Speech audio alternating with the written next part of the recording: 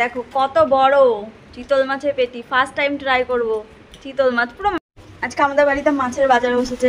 এটা লটকে মাছ। এটা কি মাছ? पापदा। ये पापदा।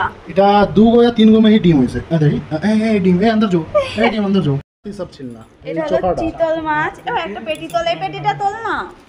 দেখো কত বড় চিতল মাছের পেটি, ফার্স্ট টাইম ট্রাই করব চিতল মাছ। পুরো মাংসের মতন লাগছে, খাসির মাংস।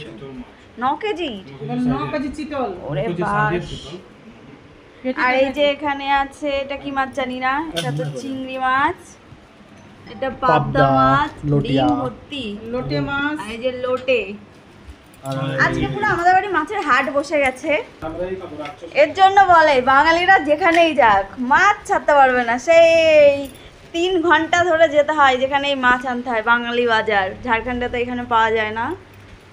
আর ঝাড়খণ্ডে এখানে মানুষজন এইসব মাছ অত চেনেও না। এই যে ইলিশ হালকা ডিম মস্ত হলো, এগুলো কাটতে ছিল দেখলাম। একেই বলে বাঙালি, মাছ ছাড়া চলতে পারে না।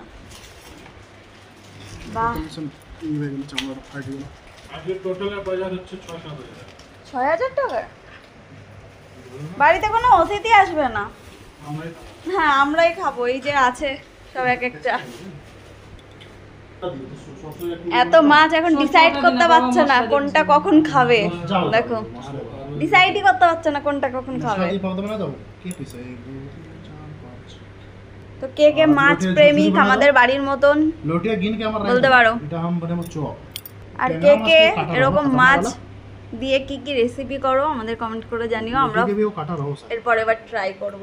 তো বাই, সবাই ভালো থেকো, সুস্থ থেকো, লাইক শেয়ার সাবস্ক্রাইব করতে থাকো। এটা কোন মাছ জানেন?